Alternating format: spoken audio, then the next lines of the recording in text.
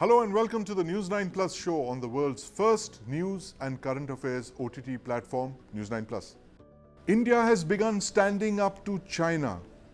Now let's look at some recent, not so unconnected events that suggest it's not going to be business as usual with Xi Jinping in Modi 3.0.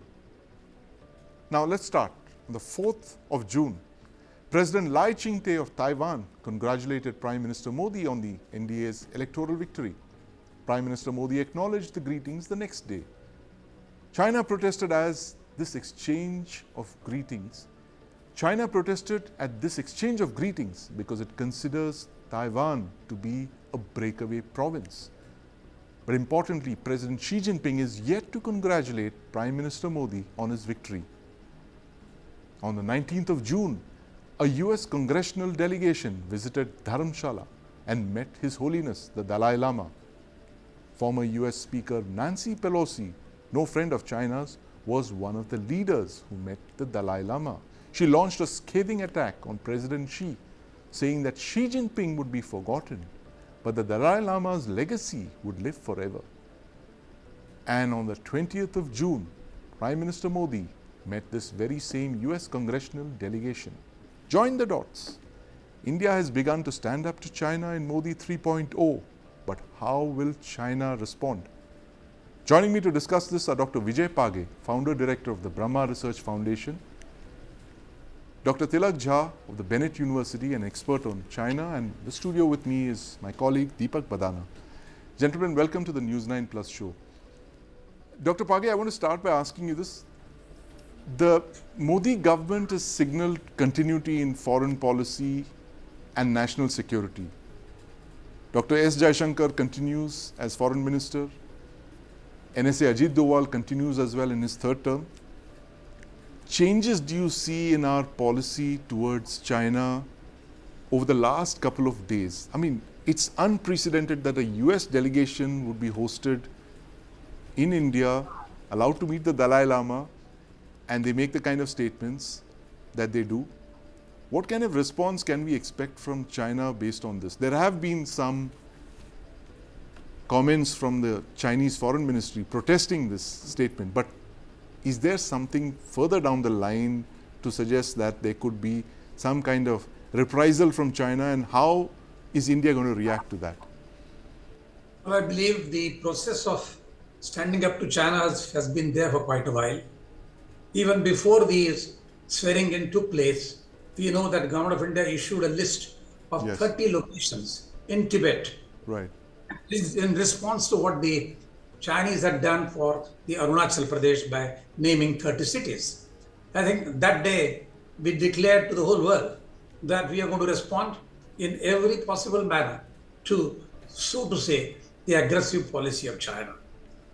Now, going a step ahead, today we find that on Monday, this incident of Filipino ship being intercepted by the Chinese has taken place. We have just given a response to it in the diplomatic sector. But we are also absolutely on guard as to what is going to happen next, because we have the US elections. Yes. On the delegation's visit from the current government indicates that the current government is also going to be, current government in the US is also going to be on the aggressive mode. Yes. Considering the fact that the Trump, the hardliner, is around the corner. So I think in all fairness, it appears that they are veering to our side. The discussions and the tone of the EU talks where G7 was represented and our Prime Minister went there, the kind of bonhomie shown, also the signals that were given to China in that program indicate that there would be an all-round appreciation of the hard line that we are going to take. But we have to be on guard because our long border with China is porous at various locations. Yes. And we are aware what they are doing in the Ladakh east and western area, and so also in Taiwan and other sectors. Right. So obviously, before the US elections take place, there will be further attempts, not only in the South China Sea and in the Taiwan region, but across our border. So on guard, as they say. That's the slogan. On guard indeed. With China, one can never be any other position, Deepak. You have to be on guard always. But I want to ask Dr. Tilak Jha this. Dr. Jha, do you see a radical shift in India's policy vis-a-vis China, given the statements that have been coming out, the way the Prime Minister reacted to the Taiwanese president's greeting, and the fact that today he met the US congressional delegation that has just come back from a meeting with the Dalai Lama? There are two other developments, at least, which we also need to take note of. First, that the Prime Minister went for a meeting at the G7 summit. Yes. India has become more of a regular attendee of this thing, and I think there are talks now, India being among the largest economies of in the G7 countries as well. We are the fifth biggest economy. I think by the end of 2024, 2029 for sure will be fourth biggest economy. So that is on the card. Second thing, we also had an NSA level dialogue. Yes. So we just had this thing, and I think among others, this dialogue has possibly happened earlier as well. But the most important fact is that India-US coming closer on the critical technology dimension. So that reassertion is the context in which this Dalai Lama visit, Nancy Pelosi, and the return thing is also happening.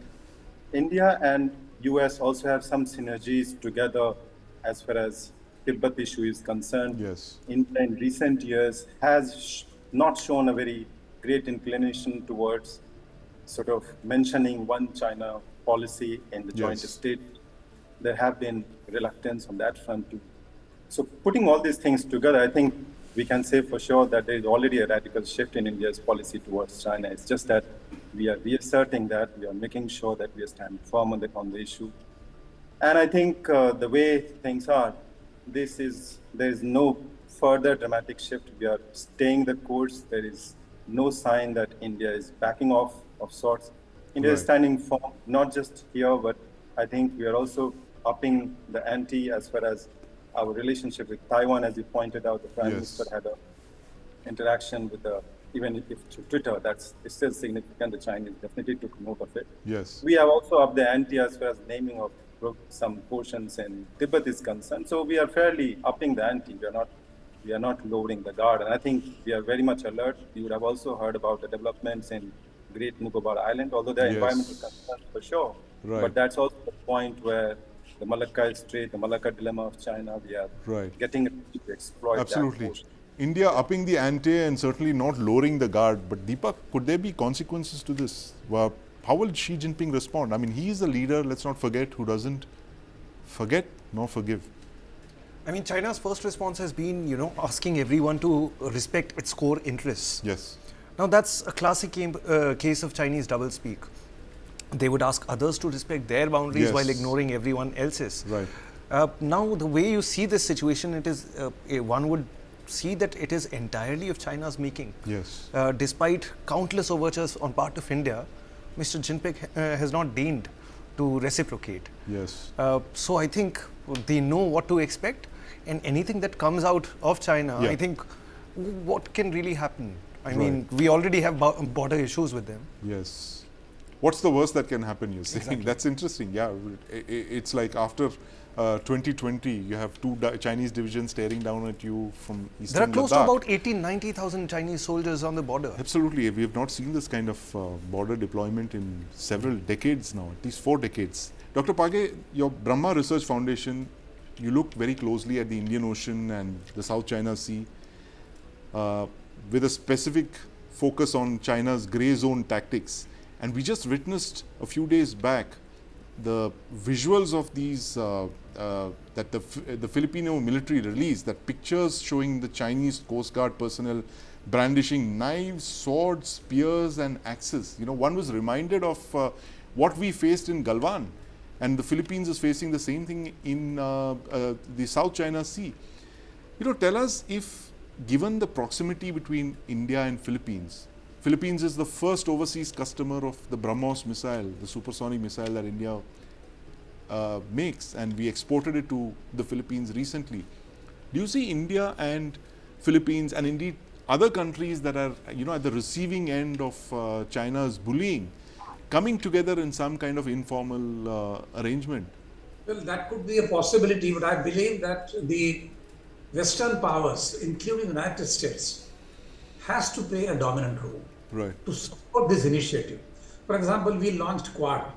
Yeah. And we always say that Quad is only purely, it's It's not, a talk shop, yes. Yeah. Exactly. It is not army, it is not navy, it is not. Because had that been the case, I believe what they did in the Second World War, Yes. there was Lend-Lease case, that all the British equipment was bought from US on a lease basis. Yes. You know that if they wanted to bolster our navies, they would certainly have moved. And even now it is not late. So I think the Chinese are still watching how far would the US go in this collaboration. Right. We have signed up on Quad. We are having almost one exercise a month, either in the Indian Ocean or at the Antarctic, as we did recently. So we are trying to bring not only Southeast Asian, but the Southeast Asian, European, and the US allies to form a front. And we are getting familiar with their defense equipment, familiar with working together to give an impression to China that neither are we alone, nor are the other Southeast Asian countries alone. As you know, we hold aircraft base for the Singapore because they have no place for the F-16 takeoff.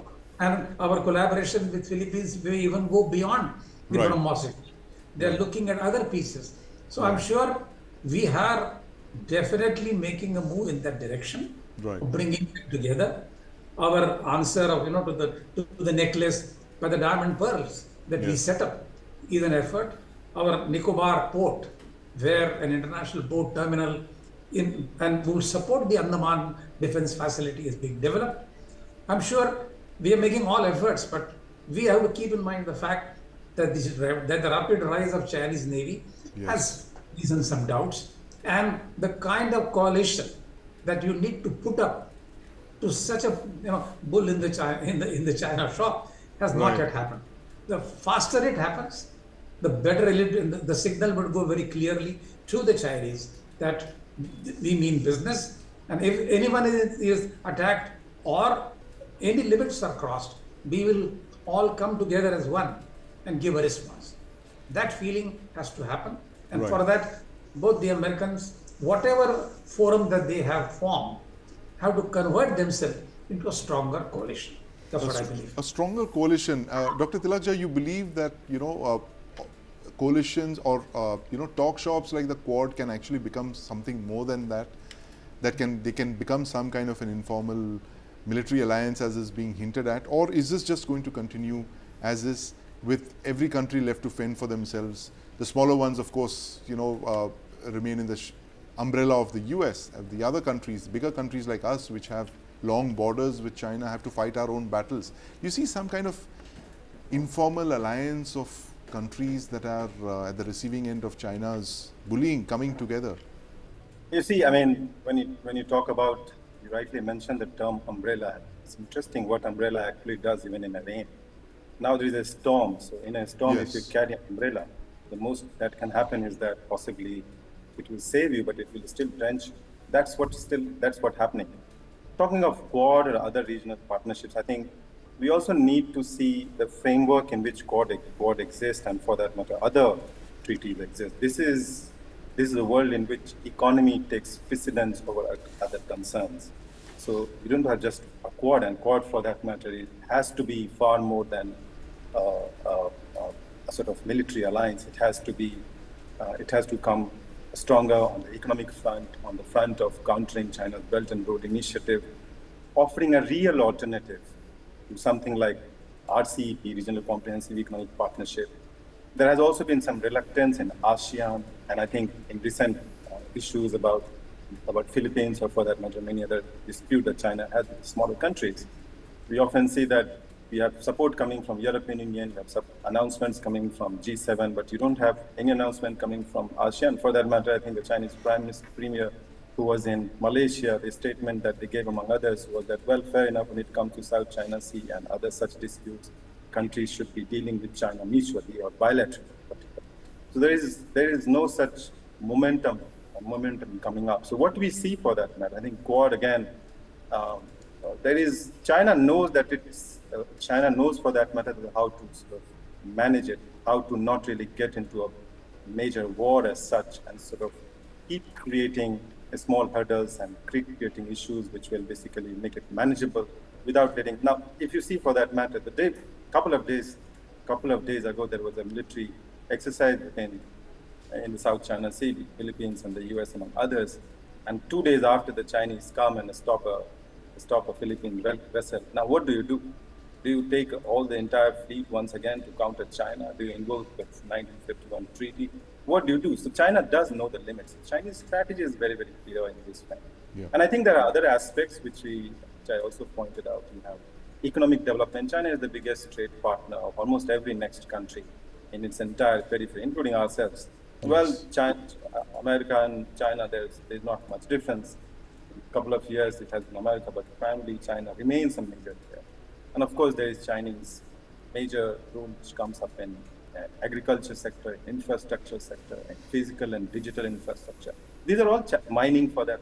South China is here for that, and most of the disputes needs to be seen that, well, it's not just a territorial dispute, it's also a dispute about seaways, about mining, about natural resources. Now, how do you counter all of it? In the long run, the comprehensive battle which is shaping up, yes, it's not just going to be shaped by war. It has to be looked at as an economic thing. There is a cultural dimension of it. There is a digital and, of course, other infrastructure related to it. And that's how we can approach this issue. Otherwise, there is little that far away power can come and sort out such minor issues which keeps coming up, and the Chinese keep just raking up. Right, absolutely. There's a comprehensive battle, as Dr. Tilak Jha mentioned, Deepak, the fact that the US cannot be involved in too many fronts. It's already got its hands full. It's looking at West Asia, it's looking at Ukraine, Europe, the Russia-Ukraine war, and this is the potential possible third front that could be opening up. Is there a limit to the number of places that the US can keep its eyes on? At least that's what the people or the allies, purported allies of the US, this is one of the primary concerns, and I think it's warranted. India in any case has always been, very wary of accepting any such partnership. Right. Our past 60, 70 years, we've been non-aligned for the most part, and even today, there is a strategic wariness when it comes to, say, becoming a formal ally of the US. Yes. So India is very much looking to find its own course, and as Mr. Page was talking to us, we've not really seen the signs as to the extent to which the US is willing to go. So I think it's on part, it's for the US to show and demonstrate, right, the degree to which it will help. Right. US will need to demonstrate the degree to which it will help. So far it's been a lot of mutual assistance, exercises, military hardware. I mean, India's wary of being caught in a proxy conflict. Yes, yes. How do you, Dr. Page, how do you not get into a proxy conflict at the same time stand up for your rights? I think New Delhi is very wary of being caught into somebody else's war, given the fact that you have this huge land border, unresolved land border with China, over 3,400 kilometers. How do you tread this line? By standing up for your rights at the same time, not getting drawn into somebody else's conflict, not being instigated by another country. Well, the economic and the military sides, though they look separate, ultimately they merge into one, yes, as a national security issue. Because economic and financial security as well as national security are all one and the same. So they eventually merge into one. So while we are talking about likely conflicts with China and their interests, we must realize that they are our largest trading partners. Yes. And over the years, the imports are on the increase. We have certainly moved in some direction, like the semiconductor complexes which are coming up, like the EV battery production facilities which are coming up. Also the direct route for supplies to Europe, the new pathway that we set.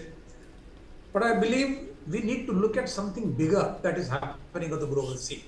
For example, take a look at the Russian dialogue with China, yes, for some gas and petroleum. They are thinking of a pipeline. Now, please look at the geographical map. The shortest line follows the old Silk Route. Yes. It is very closer to India. If Russia, with whatever collaboration that we have, gives us a tap of the same line, then China is bound to us in a fashion. They cannot jump very hard. Look at what happened in Ukraine and Russia case. Yes. All Russian gas was being supplied to Europeans. Right. So despite their anger against the Ukraine aggression, nothing could be done. Their trading continued, and our external affairs minister said that they are dealing 2 times or 3 times larger than what the Indian government is dealing with them. Yes. So that kind of a highly strategic move, we have to visualize and undertake that. So their dependence on continued positivity or nullifying what they do elsewhere starts building up, Right. be it the gas pipeline following the Silk Route, be it our economic strength that is coming up, semiconductors, and a continued effort to build the borders as we are doing, even at a slightly faster pace, because the kind of infrastructure that the Chinese have built is far ahead. Yes. We are wrapping up rapidly bridges and tunnels and so on and so forth. The strike commands are increasing in number. That needs to be expedited. So economic power, as Roosevelt had said, you talk about peace with a very long stick in your hand. That Right. will happen. Right. That economic stick our government is trying to build up, it has to build up at a faster pace, and some more strategic moves like the gas pipeline dependence of China, which is going to happen shortly, but the pipeline comes near our borders. So anything goes wrong, we are on the same supply chain. That's Right. what I believe. Yeah, so you're talking of interdependencies that could potentially avert conflict with China, and the fact that China has a $100 billion plus trade with India, that should be one such lever. But Dr. Jha, the world as we speak, the world seems to be cleaving into 2 separate blocks. One is the US-led Western bloc, and you have the China-led concert of states like Russia, North Korea, Iran, and of course China is one of the biggest economy in that. Do you think India will be forced to, at some point, choose between one of these blocks? We are right now in the middle. We are following a policy of multilateralism. We are engaging multiple countries. Russia is a close ally and China is an adversary, but at the same time you have very large trading surpluses with China. It's a very complicated world that we live in, Deepak. It's not black and white anymore. It's a grey world. How does India negotiate this in the next 4 or 5 years of Prime Minister Modi's tenure? Well, I think the honeymoon period of international relation as far as dealing with major powers is concerned for India. Yes. That seems to be definitely in a very challenging situation. We have the major powers at heads on. I think, as you pointed out, we are heading towards some form of new Cold War. It's not entirely a Cold War, but I think we also see certain restraint. In case of Ukraine situation as well, we do see a reluctance to not let it into a full-fledged war. Precisely, this is the concern, and this is the point where provides us also some negotiating strategies. I think what we also saw in the G20 is that G20 was India's success for sure. We did a fantastic job of getting everybody along. There was also a need for the Western powers to get Global South on their side.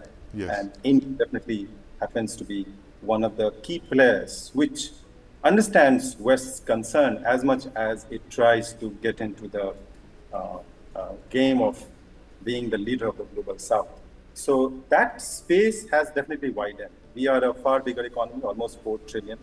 So our leverage has grown up. We also have a diversified defense industry and economy today. We are a major trade partner of several countries from Europe and of course America and China is definitely there. So these are the leverages we have gained. And I think this is significant. Even in this war, the statement that came from our foreign minister about oil supplies which come from Russia, about what we buy in months, Europe buys in one afternoon. Yes. Yeah, in an afternoon. So these are also justifications which gives us as leverage. So we are assertive. We are a powerful country today compared to what we are. And this space is definitely growing. We have to keep in mind that the world needs some form of decoupling. They cannot decouple from China. It's impossible for any country, but some form of decoupling, realignment of supply chains. And that is where India's headspace is going to grow. It's not going to become less. Right. So Absolutely. I think we'll be able to somehow balance this middle space. I think this space will grow further rather than less. The space will grow further indeed. And yes. Thank you very much, Dr. Page, Dr. Tilak Jha, and my colleague Deepak Bhadana. The space for India continues to grow in this world, this uncertain world that we're dealing with. But for the moment, it's India that's pushing the triggers, the two T's that China is extremely sensitive about, Tibet and Taiwan. How is this going to play out? We'll know in the months ahead. First, it was the NEET paper that was leaked, and now it's the UGC NET paper. Now, the NEET UG is the gateway to studying medicine in India. Its score is necessary for getting admission to a medical college. Now, the NEET controversy has sparked anger, protests, allegations of cheating. Thousands of candidates secured unusually high marks in this year's test. And then there is the NET cancellation. The question is, why can India not conduct leak-proof exams? And what are the 5 things that India needs to put in place to ensure that no papers are leaked? Joining me to discuss this are Saurabh Pant, Advocate Bhavin Vyas, and in the studio with me is my colleague Ashok Bagaria. Ashok, first NEET, then NET. What's going on? Why can't we conduct examinations? The NTA has one job to do, that's conduct examinations. And now, controversy after controversy. Yeah, this time around it's been really a tough year for the National Testing Agency. What is surprising is that when NEET UG exam was conducted, it got embroiled in controversy right from the word go. Right. On May 5th itself, when the exam was conducted, there were allegations that there was physical and digital paper leak. Yes. Then came June 4th when the exam results were declared, and then we witnessed that 1,563 candidates had been given grace marks for loss of time. Then surfaced other set of allegations pertaining to irregularities in the conduct of exams, where some candidates allegedly paid rupees 10 lakhs to obtain a center of their choice. Now, after all this, we have this matter going to the Supreme Court. 50 petitions have been filed by NEET aspirants in the Supreme Court seeking a cancellation of the exam because they are saying that this exam has not been conducted in a free and fair manner. Right. And now we have this UGC NET exam, which the NTA on its own cancelled, saying that the integrity of the examination had been compromised based on inputs from the cyber crime unit in the Ministry of Home Affairs. Now comes to the very basic question, why can't NTA conduct exams which are leak proof, in the sense that which are not compromised? Right. The basic thing is that the NTA seriously needs to relook at the processes, the way in which they conduct the examination, the question papers are set, the security around the question paper, the people who will be conducting the exams, and also keep in mind there is always this threat of a question paper leak, and ensure that this system becomes foolproof and leak-proof. Foolproof and leak-proof, I mean, but it's easier said than done. But Ashok, given the fact that at this very moment, there's something like 30 lakh students, across India who are in absolute suspense. I don't think it's ever happened before, this kind of consternation, anger, frustration. My God, NEET, NET, 30 lakh students? Yeah, it's actually more than 30 lakhs, because if you take into account 23 lakh NEET students and over 11 lakh NET students. So while one set of people, one set of students are just on their threshold of starting a career, that is the NEET UG aspirants, and the other have completed their graduation and they are taking the national eligibility test, And in a way, they are also on the threshold, but they are just 3 years ahead of Yes. their NEET aspirants. And now these NET aspirants are basically people who are aspiring to become lecturers and assistant professors Yes. in government colleges and universities. And the irony of that, and they'll be probably examination supervisors themselves at some point. But let's ask Advocate Bhavin Vyas this.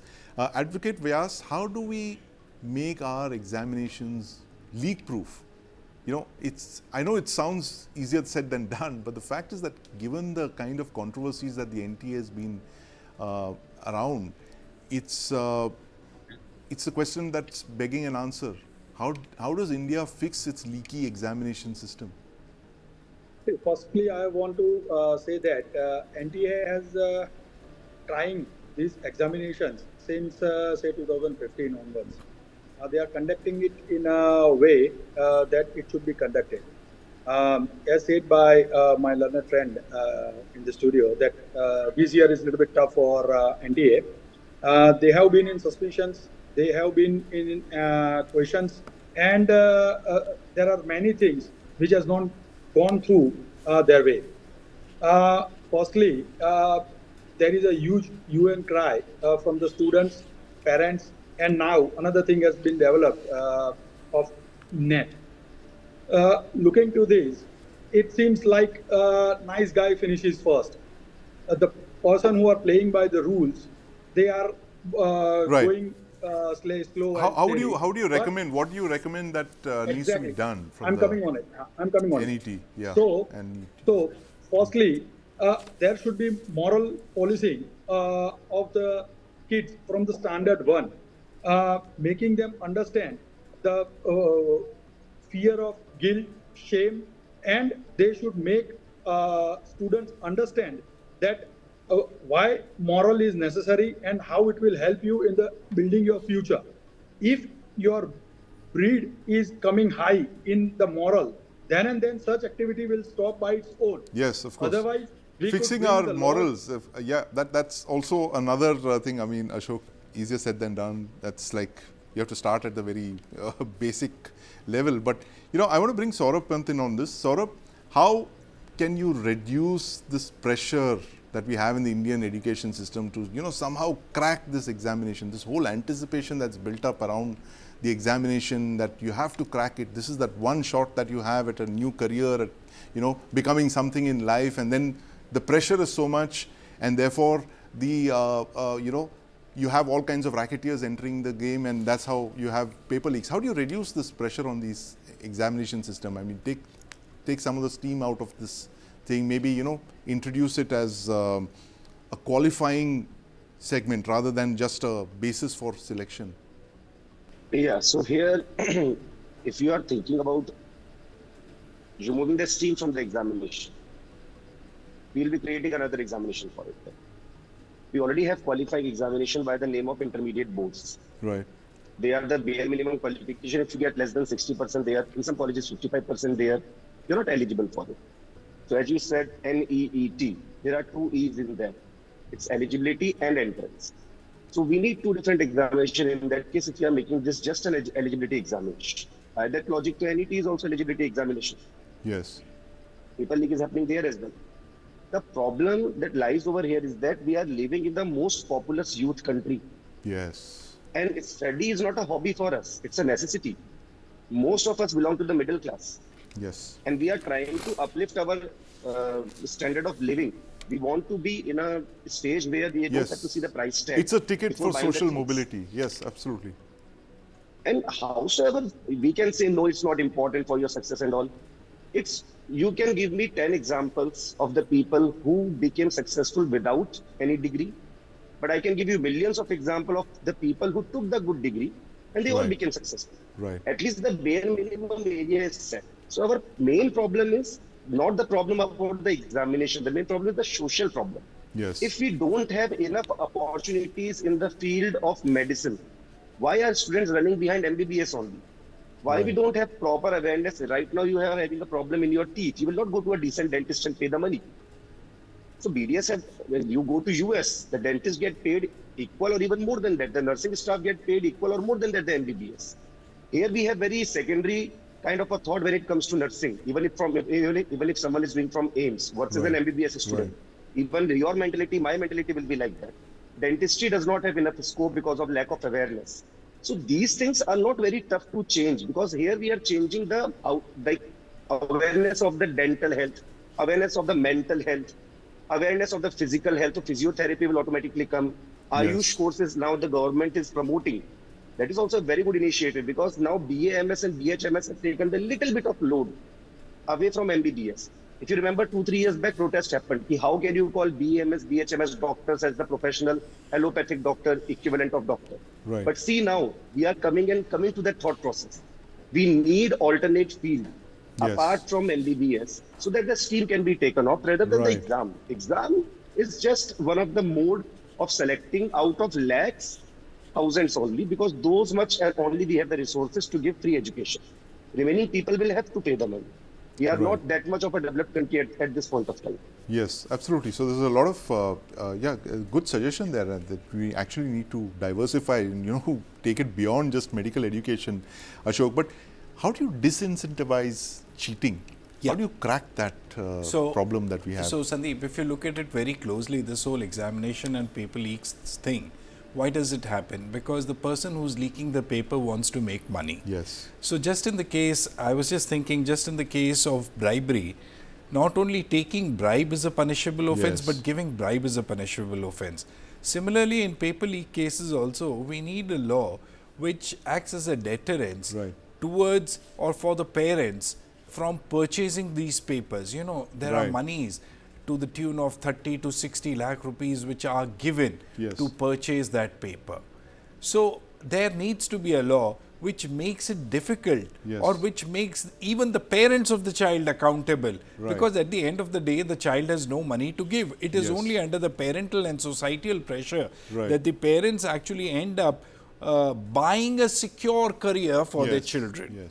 So if this important thing is included, then I believe to a large extent, this whole idea of purchasing paper can disincentivize the whole idea of paper leak, because the whole paper leak industry is built around money. Money, absolutely. And if you strike at the root of the evil, which is the money, then possibly even if there is a paper leak, nobody is willing to buy it because there is a fear that they will be prosecuted. Then the whole business or the industry will come crashing down. Right. Bhavin Vyas, since you represent the Gujarat Parents Association, what's your take on this? How do you disincentivize cheating? How do you crack down on parents who would go to any lengths to buy papers for their children? We have seen nearly 8 to 9 paper leaks in Gujarat since last, 7 to 8 years. And we are in the procedure to put our thing in front of our MLAs and legislators, seeking to prepare a law regarding the same, and in which the harsh punishment should be there. But the main important thing is that if there is a law, there is a loophole, and these people who are continuously in process of finding some and other way out, they will definitely do it. If you see today, now there is a law of corruption. They have been hit, they have been convicted, they have confessed even. Now law is taking their action. Another law, there will be books of laws, but always there will be a loophole, and these people will always find a way out of it. So what our association is thinking is that there should be a system for a paper like NEET and other important papers of government examination should be taken in a system of election commission based, how elections are taking place in India, the phase wise. If it goes phase wise and if it is not connected with any boundary of the state, then if anything goes wrong, then only that particular state or that particular centers are affected, and only that particular students are affected. Not 25 to 35 lakh students all over the India or all over the country are affected. So that is our one point. Second point, we as a society and we as a leaders have to take responsibility to put the things into the mind of students to read, practice reading, reading is the most important thing. Read the books like Panchtantras, read the moral stories. That Yes. will give them internal confidence that we don't want to go on the path which is easy. We Right. will definitely take the cause which is right and we will work on it.